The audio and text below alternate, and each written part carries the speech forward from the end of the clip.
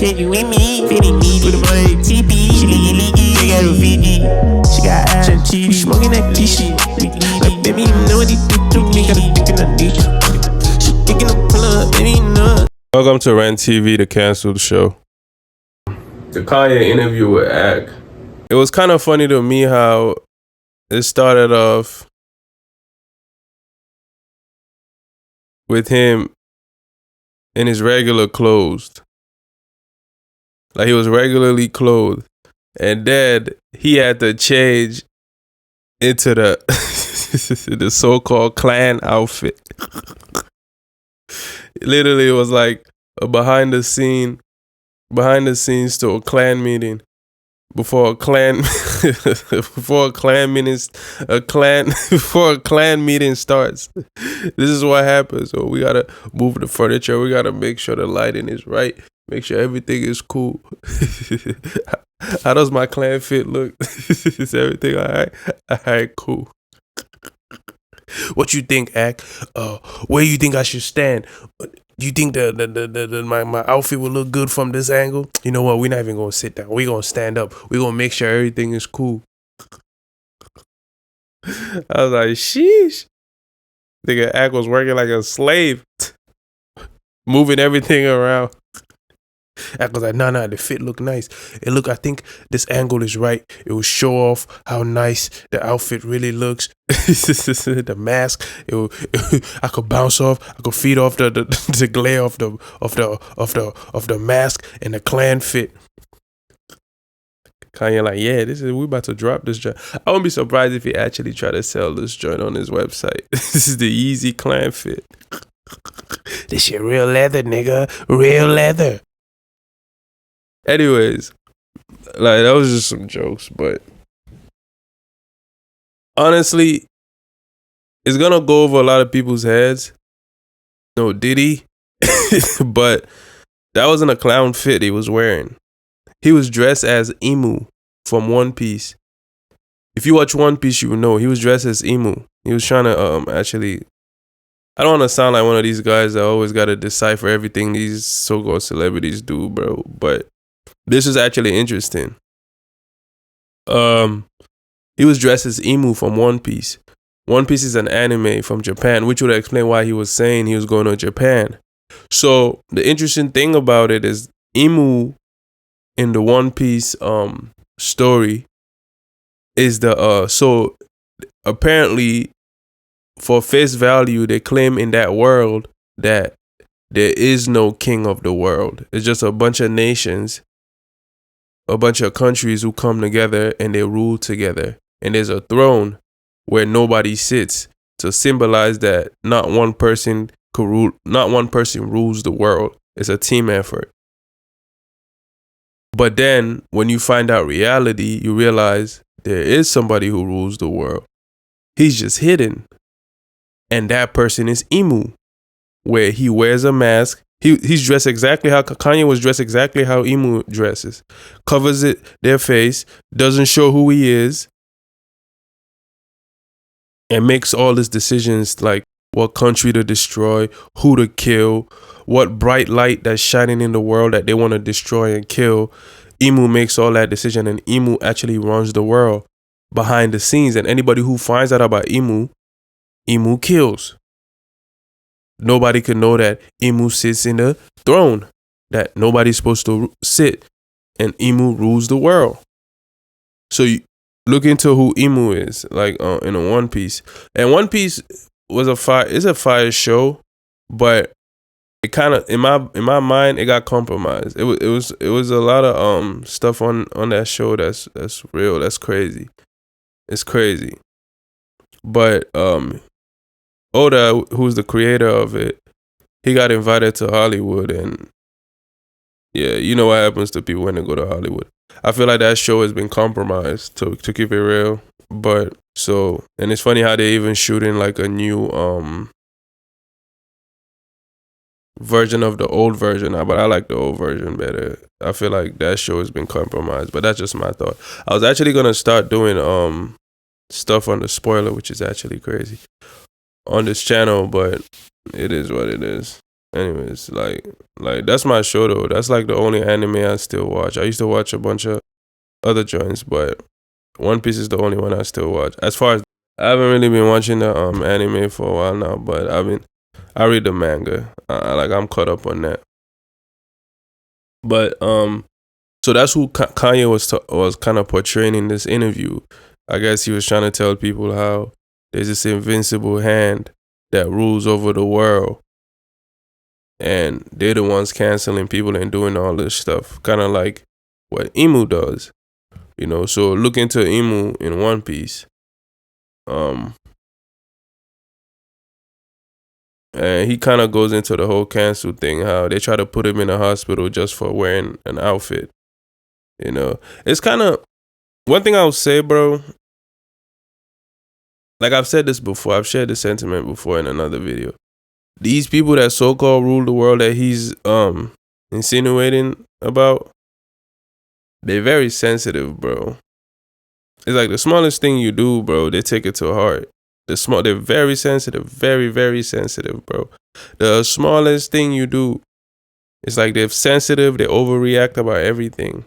You know, it's like they're paranoid. It's like sometimes that's what power does, bro. When you have power, like it makes people paranoid, bro. Where it's like the smallest thing, they just feel like, oh, this person is scheming, this person is trying to do this person is that. It's like, bro, you just paranoid for the most part. But that's how people are, bro, who have power. They're very paranoid and they're very sensitive. They have very thin skin, bro. Everything penetrates them, no diddy. You know? So he kind of was talking about that, how the smallest thing you do, oh, you have all this influence, you do this, but they do the same thing. They do the same things where they have more influence than anybody. I mean, they don't, but they have more power, or it can be perceived as that they have more influence than anybody. But because they always come and try to buy people who have influence and buy people's influence. But, you know, it's funny how they always want to tell you, with great influence come great responsibility, But at the end of the day, it's like, who's checking them? You know, they always want to check everybody, but who's checking them?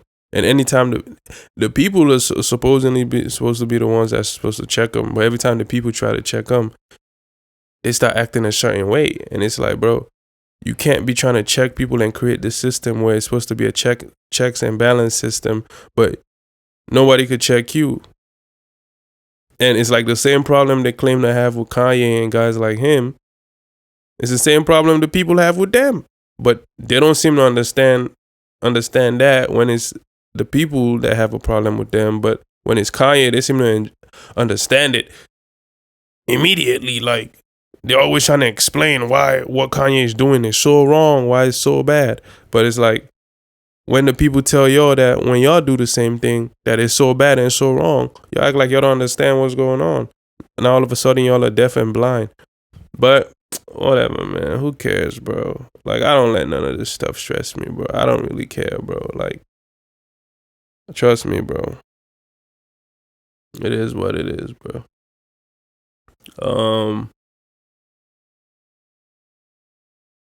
And then he goes into how he says he's the only person in that world that is in that could do what he does, and he can only speak his mind, really, because he doesn't have any sponsorships and stuff like that. So that just led me to question all the so-called woke guys that everybody's running behind, act like they're the ones telling the truth. How come they still have sponsorships and stuff like that? They got record deals and all that. I guess maybe they're not telling the truth after all. Oh well. You guys believe in celebrities and rappers and stuff. I don't. I could care less. You know, and he says they've been trying to put his daughters under the Illuminati system. So I guess the Illuminati system does exist. Guess they start young, huh? Yep. I guess his daughters already have influence because they're his daughters.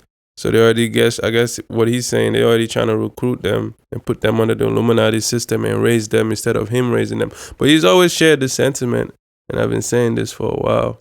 And then he talks about how all the guys that he goes and find and put under his system, they come and bribe them and try to recruit them and get them from under him and get them to turn on him and get them to basically, it's almost like they'll put them under there to learn everything, and then the minute they get to a certain level, they'll come and take them, and from under his thing. And he was saying how Virgil is Virgil is one of the guys who he's the most notable one out of the ones that they did take from under him. No Diddy. And which is actually crazy, but I could see what he means. It's like another way of how they try to downplay you, trying to move you down and try to sun you, basically. Where it's just like we could just come get these people that you're working with. Basically, these people that's helping your business, we can come take them from under you whenever we want and offer them a position or some type of status, which might even, they basically would try to uplift these people to a position that may seem bigger than you and put them over you. And I'm not saying these people are not special, but a lot of times what they would try to do is make them look even more special than you. You know what I'm saying? It's just another way of sunning you and trying to show you that they could do whatever they want to you. He also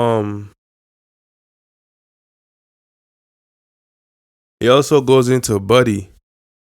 No Diddy. But yeah, he was saying how Buddy was never there for him. But I feel like everybody could have seen that Buddy was never there for him. Buddy said, I remember him, Buddy saying how he just uses Kanye as the guy who's gonna go say all the things that Buddy probably says behind the scene, but he will never say publicly. Kanye hears this stuff and they share these sentiments, and Kanye is the guy who will go out and say it. So I feel like Buddy always used Kanye as that, the guy who's gonna go say those stuff, and then whatever reaction these people feel or whatever arrows, like he said, they would throw at him, he would use that to gauge to see how deep the the impact of all some of these thoughts are. And then Kanye, he gets all the backlash, and Buddy could kind of use him like a shield and maneuver around all the backlash that Kanye is gonna take, even when it comes to Buddy's wife, which is crazy. He also goes into Pusha T, saying how Pusha T is broke and Pusha T betrayed him. I don't know if Pusha T is broke, but that's what Ye said. Hey, maybe he is broke. I don't know. And and he also goes into Kim. He was saying how people were right. He messed up with Kim. He should kind of maybe he shouldn't have done that and got with her and married her. I don't feel like he regrets getting with her. I feel like he had a good time, but he probably regrets marrying her and having kids just because. But this is what I always thought, man. Like when you get with certain girls and have kids with them and they're in that world, bro, those aren't your kids. Those are Hollywood's kids. Unless Hollywood decides they don't want them. But those aren't your kids, bro. Certain high profile relationships, people think those are, nah, that's Hollywood kids. So do you want to have a Hollywood baby or not? That's a decision a lot of people need to make, but they're not thinking of it like that. And he goes into Jim Jones. I think he called him broke too. But he was saying, can you believe Jim Jones don't know how to make a PDF file?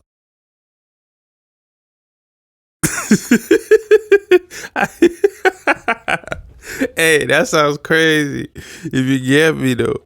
But yeah, he goes into a whole, but that was funny. That segment was funny. but I get what he was saying. So this is what I understood about Ye.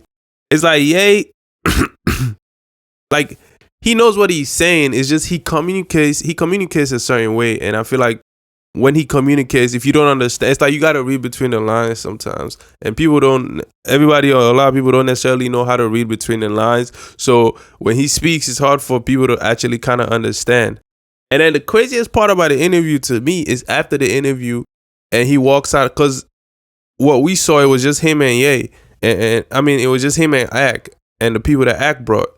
And then when he went outside, everybody who was outside that was with Ye, that was waiting for him, that gave him his I guess his bags, his tickets, whatever, and took the costume from him, they were all white. They were all Caucasoids. And it's like, bro, like, you said all the shit you said, but it seems like all these people around you are Caucasoids. It's like, bro, like, I don't understand. Like, it didn't make sense to me. It's like, bro, like, but maybe it makes sense. Or at least it made me realize, bro, these niggas, regardless of what they're saying, they live in a whole different world. They live in a whole different world, bro. You know, it's kind of wild. Even Ak saw that shit. I was like, what the fuck, nigga? What's this nigga just saying? All this shit. I think one of the niggas out there was Jewish. It was kind of crazy. He was just like, oh, true. They live in a different world, I guess. You know? Like, I understand the fact that he's not talking about every Jew. I understand that. But I feel like the way the world perceive it, the way he's being punished, is like he's talking about every Jew. But I feel like I don't think he's talking about every Jew, bro. I don't think so. I think there's Hollywood, right? And there's all these different type of people from different races, cultures that exist in Hollywood and in the government and all that side of the world of living, right? And they're different from the regular people. Like, I feel like a regular Jew is different from a Jew in Hollywood. Like, a regular black person is different from a regular black person in Hollywood. I think he's talking about the Jews and that he does businesses with, and the ones that are in Hollywood. For the most part, that's what I think. But the way they punish him is like, that's not what it is. And I guess the statements he makes are broad, but I don't think he's talking about everybody. I think this is a personal issue that he has with the Jews that he's dealing with, that's in his surrounding. That's what I think, bro. That's what I think. I think it's the Jews that's in his world, bro. But of course he's gonna try to gallivant and get every nigga and everybody behind him to go against them, because to a certain degree that's what they're doing when they try to give out the perception of what they want you to see him as. So it's like this game they play, and I don't get into that shit, because they're just manipulating you. Like, this has nothing to do with you. It has everything to do with people with money and so-called power and all that stuff. But anyways, that's their business, bro. But I saw the look in Ak's face. Ak was just like, what the fuck is this shit? Like, but he played it off and he axed it in a certain way. I was just like, all right, whatever, you know. But the emu reference is tough. I feel like people should look into the emu thing.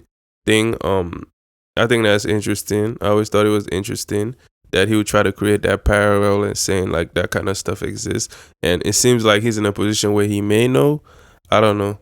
But yeah, and definitely check One Piece out, even though I think it's been watered down ever since Oda went to Hollywood. You know, sometimes when they invite you to Hollywood, don't go. Especially if you're already doing what you're doing and you're already, you know, some invites you don't take, bro.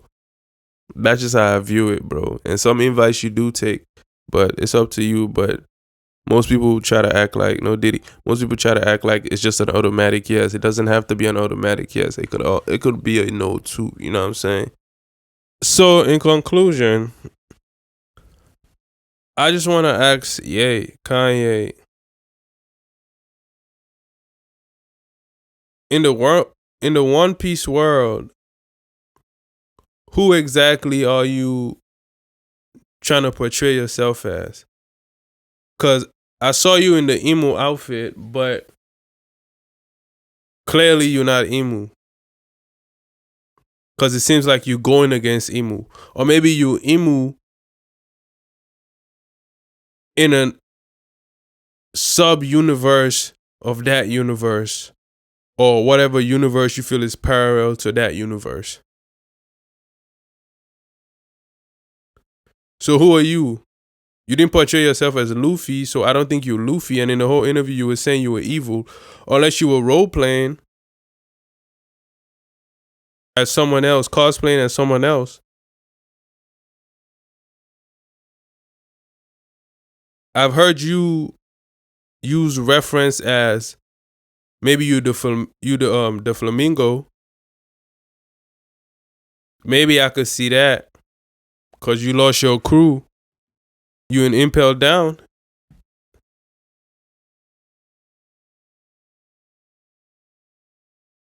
And you stuck in that world. It's not like you could leave.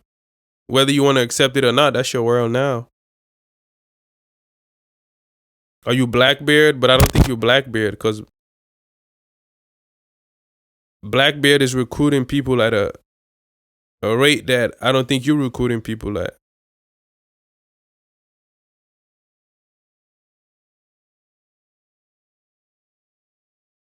It's like, what role are you playing in all this? Because one thing I know about the world you're in over there, everybody's playing a role. Everybody has to play a role, get in a lane and play a little role that they're playing.